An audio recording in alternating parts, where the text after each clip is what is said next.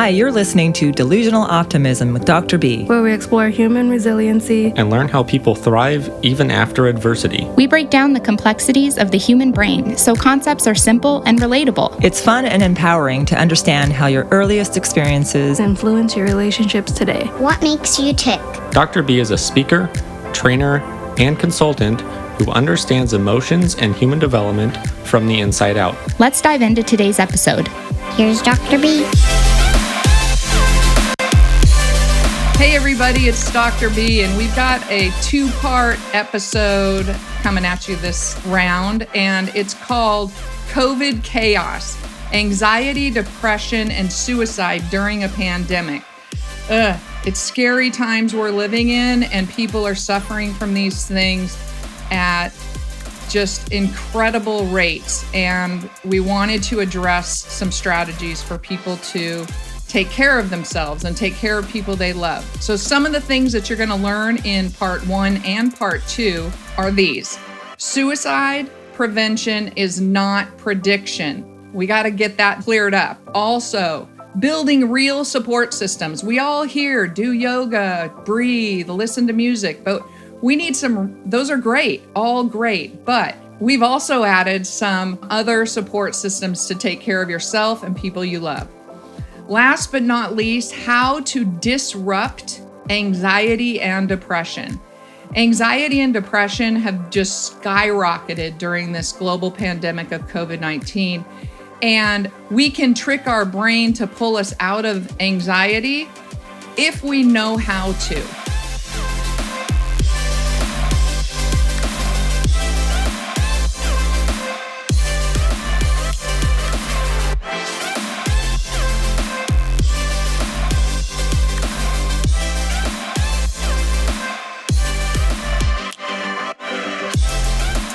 Alrighty, so good morning, everybody. Again, I'm Dr. B. It's so fabulous to be here with you on a Tuesday morning. This is a free live webinar called COVID-19 Chaos, Anxiety, Depression, and Suicide During a Pandemic. We all know this is unprecedented times for us. I wanted to give you a few updates. We are going to be providing one free live 1-hour webinar every month, the last Tuesday of every month.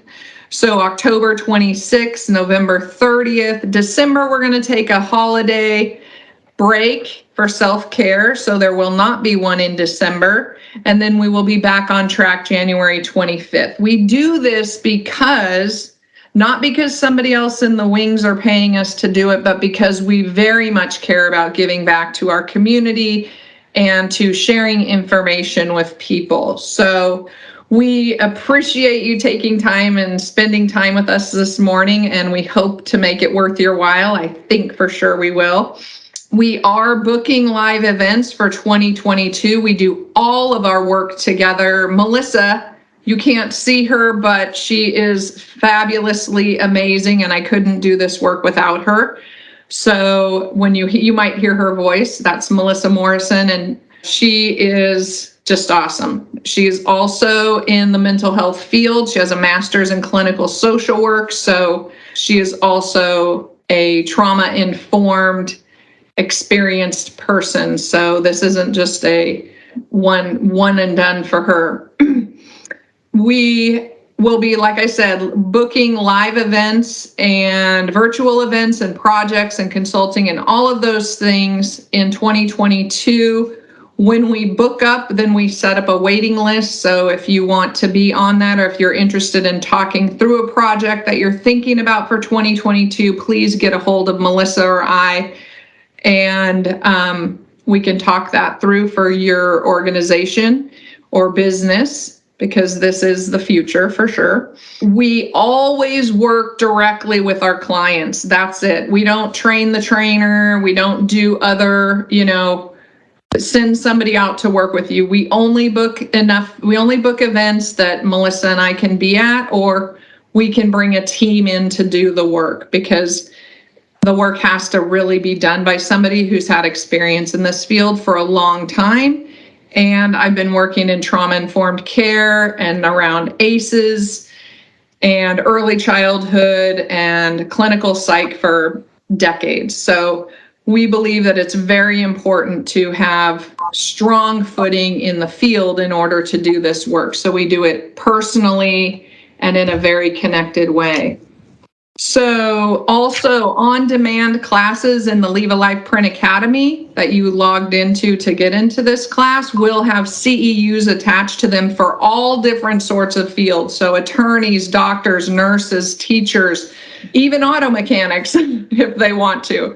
Will have CEUs provided by an international accrediting agency in the fall and then moving forward 2022. So that's going to be coming down the pike. Also, please follow us on social media or from the website. You can connect with us on Facebook, Instagram, YouTube, Twitter, TikTok, the whole gang. And so with that, let's get started. We have some questions at the end of this presentation that people had sent in early, and I will be addressing those specific questions. Some of the questions were integrated into the presentation, so we didn't pull those out specifically. But with that, thank you all for being here. I so appreciate you taking the time to spend with us.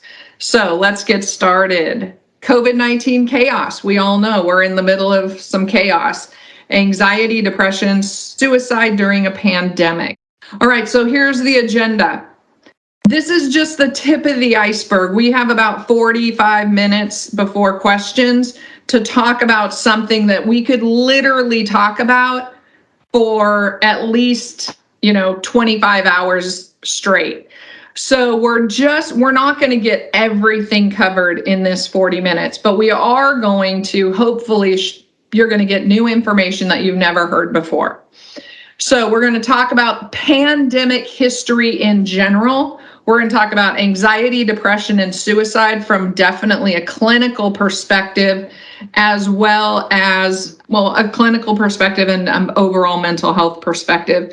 And we're going to talk about adverse childhood experiences and trauma and questions and answers at the end. Oh, this beautiful, beautiful image. It really is so beautiful considering it's so awful. COVID-19 chaos 2021 started in 2020, probably actually started before that, but we won't know that for a while. This is an unprecedented global pandemic. We've never experienced a pandemic like this before in most of our lifetimes, or in all of our lifetimes, let's be honest, who was really around before 1918. It is going to create a new normal. There is no way around it. We are not going back to the old way of doing anything. We're not going back to the old way of interacting in our communities, and we're not going back to the office in the way we did ever before in the future. Some things, restaurants will be different. Everything is going to be different. And think about it. Masks, vaccines, social distancing, and quarantine. Things we didn't talk about in 2017 are now things that we talk about on a daily basis in 2021 and certainly in 2020. And not only do we talk about it, we fight about it, we yell about it, we cry about it, we worry about it, and we have anxiety and depression about it. So all because of this little lovely, beautiful little virus that is killing us. All right, so let's talk about pandemics, because we really have to understand the science and pandemics in order to understand how this pandemic is affecting all of us in relation to anxiety, depression, and suicide. So COVID-19 is in its fifth wave, so it's already changed several times. The Delta variant, which is the one that we're pretty much is on the forefront of our lens at the moment, carries 1,000 times more virus than the original virus when we first started hearing about, this, COVID-19 thing. This is in our universe. I was watching a show last night, and it kept going through this. It was actually LuLaRoe. It was about LuLaRich. It was a documentary, and they were talking about, at the beginning, there were only 3 distributors of LuLaRoe, and then there were 50, and then there were 100. And I said, oh my gosh, I feel like I'm watching COVID-19, like numbers just escalate. And sure enough, that is exactly what it felt like as I watched that show, because that's really how it happened. Globally, there are right now today close to 229 million cases, confirmed cases of COVID-19. So that's active cases. And if you know anything about transmission, infection rates, it's a lot like kitty litters. One person can infect a whole lot of people, just like one male cat can impregnate a whole lot of unspayed cats. So the numbers grow exponentially. They don't just grow one at a time. So these are very scary numbers, and we need to pay attention, which we are. In the US alone, almost 42 million cases are confirmed as of today. So again, same thing. We're in a crisis still. So let's talk about the Spanish flu for a minute. It started in Kansas. It is not really a Spanish flu. The King of Spain got sick. And since Spain was neutral in World War I, the US was annoyed, so leaders called it the Spanish flu instead of the Kansas flu. So what's important to recognize here is, with the right story and consistent marketing, misinformation spreads as truth very quickly. It's our responsibility, in order to manage our anxiety and to manage our depression and to manage people's overwhelming feelings of, I can't get through this, which cause them to attempt or complete suicide, comes from a lot of misinformation. So I just want to put that out there, because I am a scientist. I'm a believer in the science, and we need to follow the facts, not social media, even though I definitely sent you to social media. But it's your responsibility and my responsibility as individual citizens to follow the science. The Spanish flu hit so fast in a remote Canadian city that only had 266 people in its whole population. 200 of the citizens died. And starving animals began to invade homes, eating living and dead residents. So just think of that as a small microcosm of what a pandemic can do. It literally can eradicate a community. It can eradicate a family. Certainly, we've watched that on the news, and it can really wreak havoc on our society and throw us into a whirlwind of unknowns. So you may or may not know that smallpox, there was an outbreak of smallpox in 1972. If you're over 50 years old, you probably have a smallpox vaccine scar on your shoulder, because smallpox did take the life of many, many people globally. I happen to have a smallpox vaccine scar. But in Yugoslavia, there was an outbreak of smallpox. And because it was under a totalitarian regime by Joseph Tito, he ordered a national quarantine. He ordered 20 million people to be vaccinated. They didn't have a choice. They just vaccinated them. And he literally locked up 10,000 people who had been exposed. They weren't infected, but they were exposed to smallpox. And they were locked up for weeks and months. Of the 174 people who ended up with smallpox infection, 34 of them died. So here's our balance. We live in a free country. We want to do what we want to do under our own decision-making power. Understood. So do I. I don't want to live under a totalitarian regime.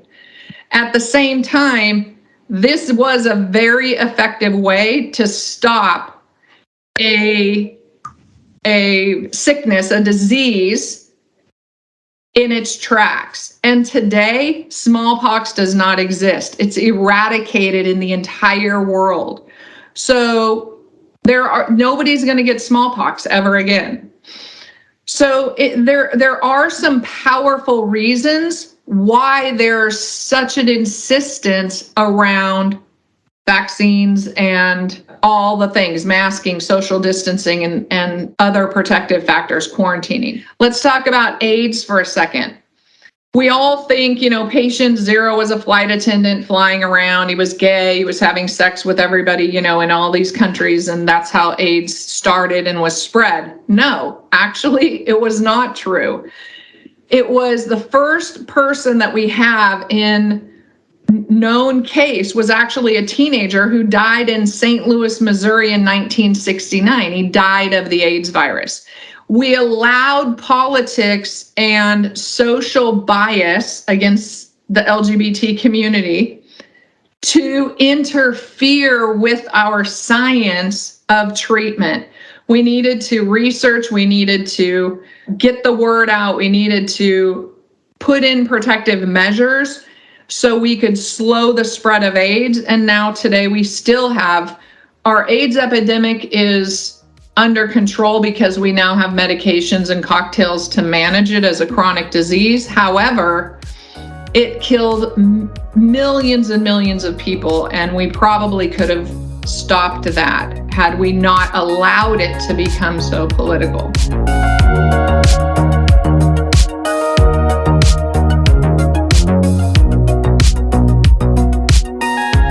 All right, let's get into the mental health side of all of this, because a pandemic creates uncertainty because none of us have ever lived through a pandemic. We don't have a plan necessarily, particularly on an individual level or on a business or organizational level, to manage something as big as a worldwide pandemic that changes everything we do. And neurobiology is, the brain is in service of survival. It lives to protect us and to keep us alive. So interestingly and scientifically, the brain would prefer to experience pain. So pain, pinch your finger, pinch your hand, than it does to experience uncertainty or unknowns.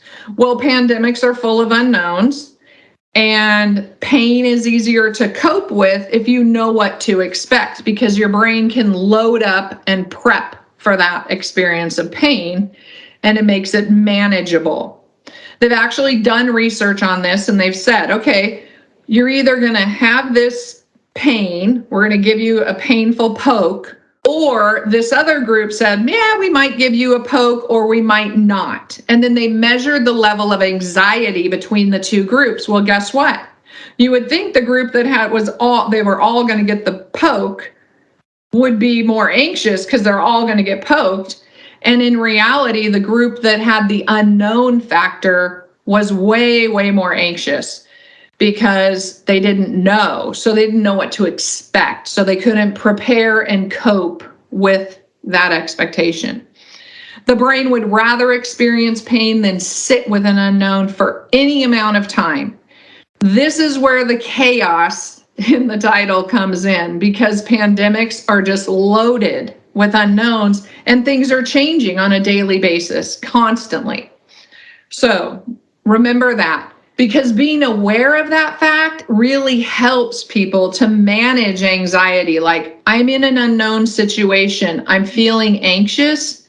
That's okay. That's a normal way to feel when I don't know what to expect. So we don't have to beat ourselves up over our anxiety when we're facing an unknown, because that is the brain working properly. Anxiety, by definition, means excessive fear, worry, avoidance of emotional distress. Nobody wants to feel anxiety. Like, nobody wants to have that experience. It's miserable to be anxious and to have anxiety, especially at really high levels, including like a panic attack. But it's excessive fear, it's worry, it's avoidance of emotional distress. However, it is necessary because if we didn't experience some level of anxiety every single day, you wouldn't even get out of bed. It'd be like, what's the big deal? Like, I don't need to worry about it. Nothing's going to happen. So anxiety is actually a motivator and a mover and shaker of our lives. Like, it gets us going.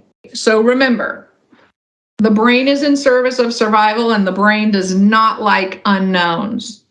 So anxiety is a natural response to the unknown because it heightens our alert system to say, you better be careful. We don't know what's out there. We don't know what's going to happen. So you need to be on a heightened alert in order to protect yourself and your people. So all kinds of things cause us to have anxiety. Financial issues cause us to have anxiety. Medical issues cause us to have anxiety. Housing issues. All sorts of things that we don't know about cause us to have anxiety for the exact reason that we don't know about them. Once we know about them, we feel better about it. So anxiety is a natural response to stress. And interestingly, the evolution of the brain hasn't really kept up with our neurobiological need in terms of managing anxiety, because there used to be, think hunter and gatherer days, a lot more things in the environment that would be deadly or cause harm. So the brain had to constantly be on high alert. Well, now the brain doesn't have to be on as much high alert, but it hasn't settled down enough on an evolutionary level to not react to every single little thing that we don't know or don't understand. So anxiety disorders are due to neural networking, not brain structure. You're not born with anxiety.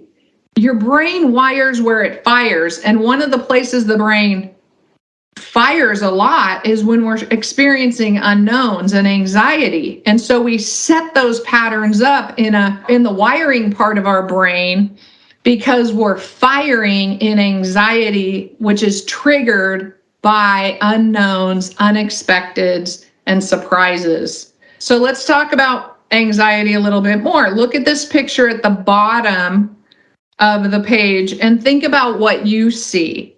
This is sort of an exercise that you can do with yourself or with children. I'm a big, gigantic believer in adults scaffolding for children. What does that mean? Scaffolding means that we provide the supports and the information in order for them to understand complicated situations so they don't have to be afraid of the unknown.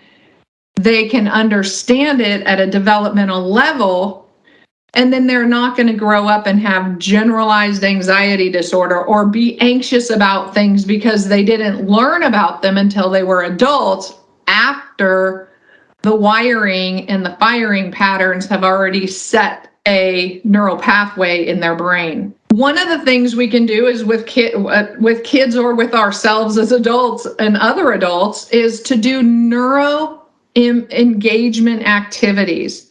So when you're feeling anxious and having anxiety, one of the things that you can do to counter some of that and to reduce those feelings of anxiety, you won't want to, because we get anxious and we don't want to do anything. It's like we're paralyzed and we're frozen. But if you can force yourself to do something like a neuro engagement activity, where you're looking at a picture and you see, like I see an older couple, but then Melissa said yesterday, well, don't you see the guy playing a guitar? And I was like, oh, wait, oh yeah. And the woman, oh yeah, I do. Okay. So then it's a dual picture. It's got multiple things going on in this portrait. And so that requires my brain to pull away from the anxiety and focus in on other things. It's multitasking. So what we want to do is pull your brain or somebody's brain off of their anxiety track and onto wait a second, what am I seeing in that picture? What are all the things? Are there other things? And it forces the brain to jump to different pathways and allows the anxiety wiring to subside a little bit, at least in order to start to get some more coping mechanisms on board.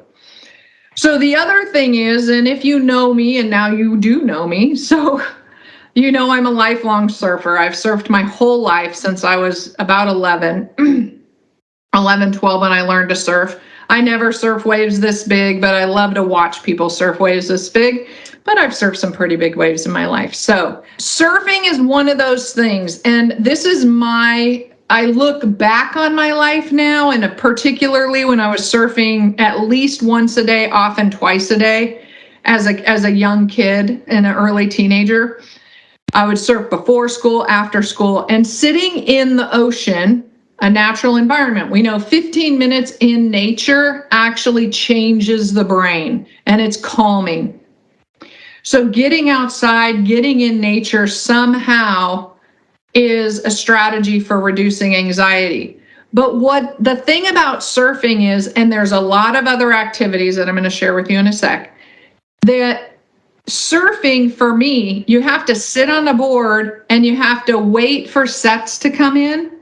So you're watching the pattern of the water moving forward, and you're paying attention to how that wave in particular is going to break and making a decision if you're going to paddle for that wave and which direction you're going to go. These are all really critical things that occupy your brain. Somebody's mic is on, so could you do a double check? So what happens is your brain has to focus on these other things, so it doesn't have the ability to sit in the ocean waiting to surf and think about things like ACEs, adverse childhood experiences that may or may not be going on in your house or your family or to you, physical abuse, sexual abuse, physical neglect, emotional neglect, parents getting a divorce or the abandonment of a parent, or being raised by a caregiver who struggles with mental health issues, or being raised by a parent who struggles with alcohol or drug addiction or misuse, witnessing a mother being treated violently, or somebody that you love being treated violently. All of these things that impact people's lives long term and correlate directly with anxiety, depression, and suicide are difficult to focus on when we are in an engaged activity. So think about, it seems so simple, but knitting, I say surfing, playing a sport, basketball, soccer, tennis, golf, I don't know, things, doing art, doing ceramics, doing any sort of expressive theater, there's so many different things. But when you think about your brain being able to do two things at the same time, it's really hard to have a panic attack and be surfing at the same time, or really hard to have a panic attack and be painting a lovely picture. Okay, so let's shift from anxiety to depression. I want you to remember this. Anxiety and depression are the best of friends. They usually hang out together. So anxiety starts the party and depression ends the party. So anxiety is very active and depression is very, I wouldn't say passive, but it's a different level of activation in the brain. So it's a common and serious medical condition. Symptoms can be mild to severe. Depression causes feelings of sadness, loss of interest, lack of purpose, feelings of worthlessness, and difficulty concentrating. I cannot tell you how often I hear people say some version of "I'm worthless." And even for myself, it's part of my own affirmation mantra, I am worthy, I am safe, I am loved. That's my mantra. That's like my thing that I say to myself on a regular basis in order to continue that neural connection in my brain to remind me always that I am safe, I am loved, and I am worthy. And you might think, oh my gosh, she really needs to do that. Yeah, I really do. Because I am a person with adverse childhood experiences, just like a lot of people. So, but we can heal and we can overcome our traumas and then change the trajectory of other people's lives. And that's what's so cool. But we have to work at it. And we have to understand the science in order to make those changes globally, on a community level, on a family level, and particularly on a personal level. Back to depression. So LGBTQ youth are twice as likely to experience depression than straight youth. So 61% of LGBTQ youth versus 29% of straight identifying youth or heterosexual identifying youth experience depression. That's an astounding difference. And I will say, if you're a person who says things like, love the sinner, hate the sin, or, are rejecting in any way of this particular population, that part of this is why LGBT youth suffer from depression. So I don't have a lot of patience for folks who work with youth who identify as LGBTQ+, who also want to change who they are fundamentally. Because when we understand the science around LGBTQ youth and gender identity and differences, then we understand this is not a choice, this is not an option, this is not a fad, this is reality. So other things that contribute to depression, there's a direct correlation between adverse childhood experiences and depression. So the higher the number of ACEs, the more likely to suffer from depression. Having coping strategies or lack of coping strategies lead to depression. When you can do something about something, you're less likely to be depressed about it than when you feel like you are unable to get away from it. But having poor social supports, COVID-19 or any pandemic, interferes with our social support system, and then that can also lead to depression.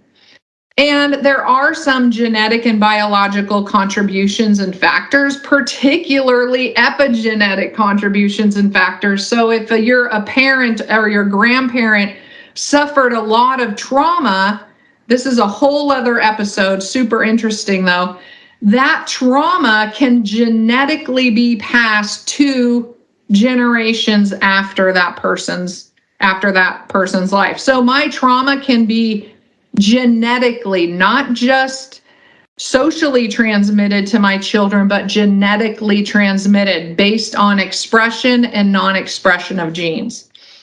All right, depression, what helps? Connectedness helps. We say that word, we use that word, but we don't implement that word very well all the time.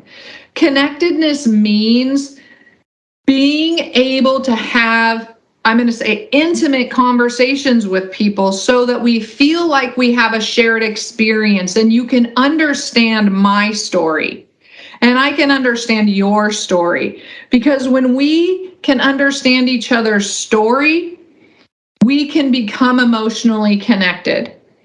And that requires time and energy and investment. So there was some research done on schools, and schools that invest in high connectivity between students, teachers, staff, and everybody at the school. High connection schools, 20% of students identify as depressed.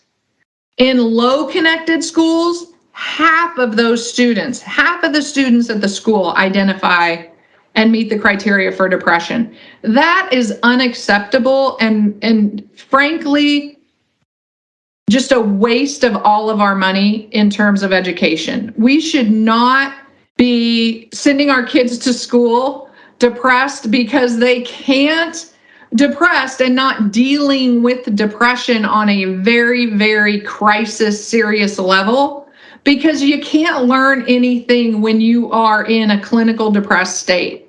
So we have to really think, when I said things are not going back to quote unquote normal, this is one of those places.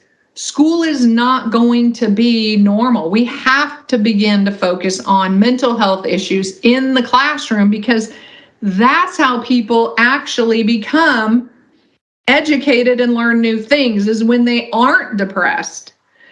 So we need to be comfortable talking about things that are uncomfortable, like trauma, like sexual abuse. Nobody wants to talk about sexual abuse, but guess what?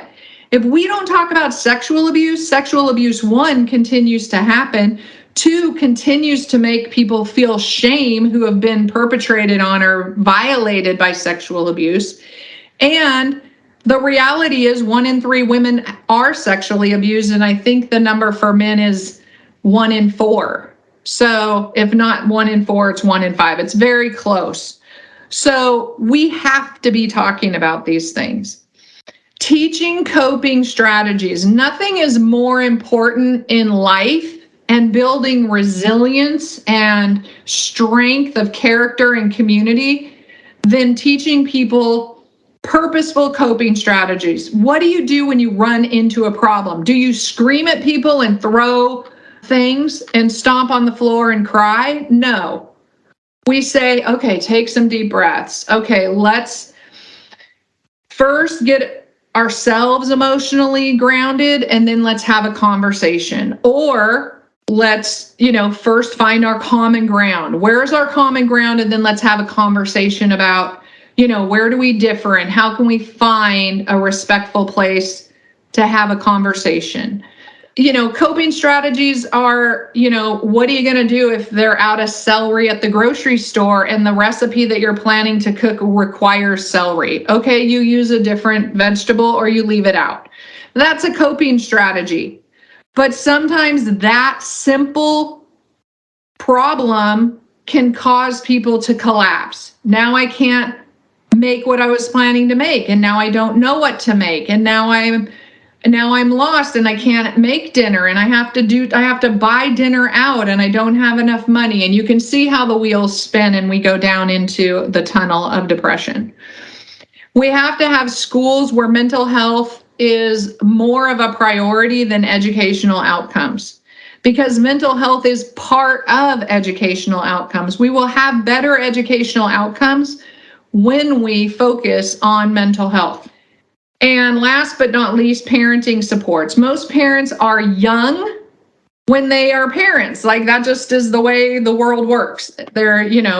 You are more stable, you're more financially secure, you're more educated when you're older, and hopefully. So what we need to be thinking about is flipping things and getting over this, blame game about, oh, well, you're young and you have kids, so we're not going to help you because you made your choice.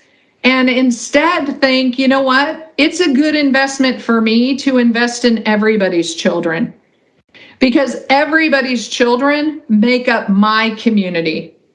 Everybody's children make up the world that my granddaughter lives in. Everybody's children make up the world that's going to have more children and continue the world growing in a positive way. So I am fully invested in everybody's children, not just my own. And so I want young parents to have supports and their needs met so they can then meet the needs of their children. And really overcoming anxiety, depression, and suicide live in early childhood. And we can't capture that period of life unless we partner and embrace and support our young parents. Thanks so much for listening to today's episode. I appreciate the opportunity to connect with you. If you're interested in booking a training, I'd love to hear from you. You can reach me at my website, Dr. B Connections. There's a big button that says, book a training with Dr. B. It's that easy. If this show has been beneficial for you, please share it with your friends and family. Spreading the word about the show helps us grow our audience and helps continue to change the world together. Again, thanks so much for listening to Delusional Optimism. Now, go leave a life print.